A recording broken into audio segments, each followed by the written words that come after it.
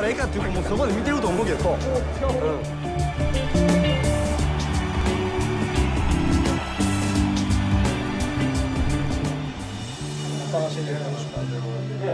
원래는 대회 끝나면 전화를 잘 안 해요.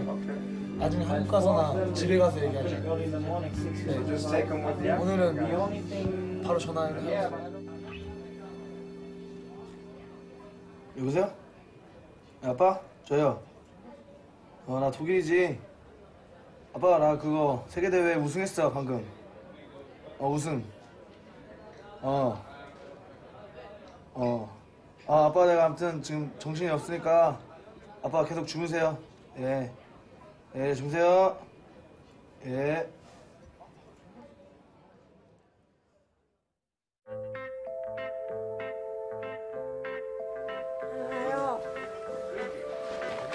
농제는 얼마? 야, 뭐 하나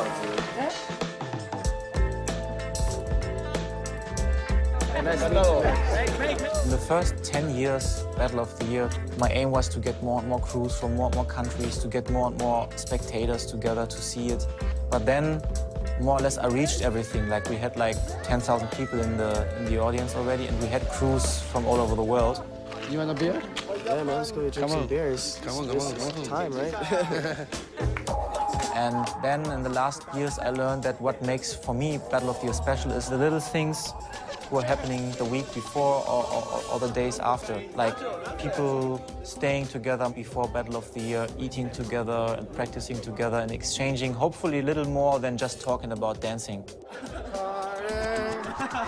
Once these rival crews, once they stop dancing, then they will find out it wasn't really about competing, it was really more about being together and jam in one place. The success in hip-hop worldwide is that no matter what language you speak, you can communicate through hip-hop culture. It's a serious way to unify youth. The admiration they have for each and one another is the admiration for the dance itself. And that is the biggest key. That is the biggest key. 이제 한국밥 바빠지겠네요. 바빠졌으면 좋겠어요. 바빠질 거 생각하면 좀 기분 좋고요. 바빠져야죠. 저 그래도 세계 챔피언인데 바빠질 거예요. 네. 많이 활동하고 싶어요, 더.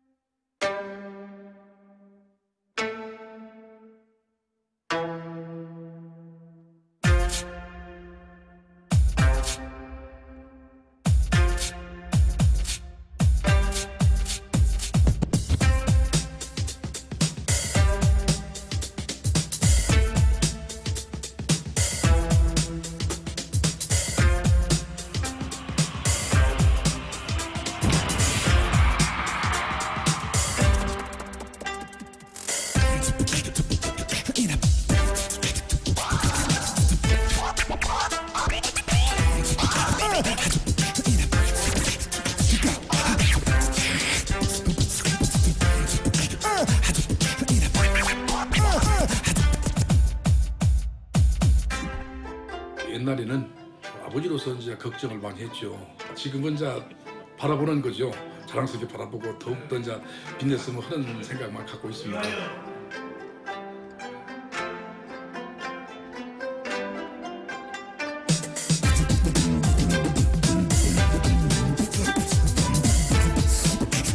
자기가 하는 그 춤이 이 사회에서 자리 잡게 되면은 경제적인 문제도 해결되고, 그러니까 자기가 좋아하는 걸 하면 그게 모든 댄서의 꿈일 것 같아요.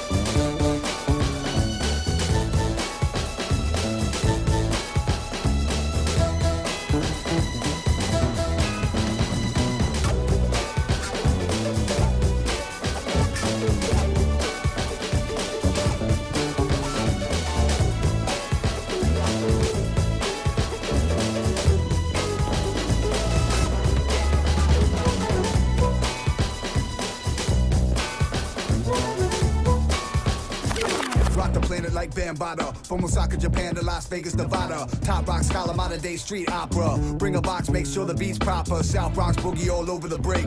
You might catch a fist glide right in your face. Apple Jacks and hollow backs. I make it hard to swallow, try to follow that. Go set ready, the press is heavy. They got wild style like Fat Five Freddy. And move the smoothest to a piece of music. Get on stage and make the people lose it. They forgot they were free to choose it. Media just gonna feed them bullshit. We bridge the gaps between the older cats and the kids that don't really know their facts. It started in New York, then the world caught the fever. Hypnotized by the sound from the speaker. Crews go for hours without taking breathers. In battle till there's no tread left on the sneakers. Planet B-Boys where we live. And bring it to you live, nothing but the square biz. There it is, there it is. Planet B-Boy, read to live. There it is. Like Rakim said, it ain't where you're from. Ever since Cool Herc started looping drums. Dance floors became a spiritual plane. To overcome the mental and the physical pain. When the rhythm hits them, it gets in them. The opposite of venom. The remedy, extremities extended while they spin and burn holes in they didn't pull a freeze, grinning, have you feeling like you right there in the street with them. Concrete, cardboard, wood, tile, linoleum. Let's put Ken Swiss kicks in the Smithsonian. For the honor, for the love, for the sport. The way the music makes the bodies contort. It started in New York, then the world caught the fever. Hypnotized by the sound from the speaker. Crews go for hours without taking breathers. In battle till there's no tread left on the sneakers. Planet B-Boys where we live. And bring it to you live, nothing but the square biz. There it is, there it is. Planet B-Boys, read to you live. There it is, there it is.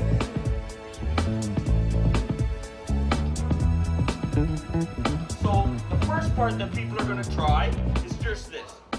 Draw, turn the hips. My name's Buddha. I'm from Ottawa, Canada.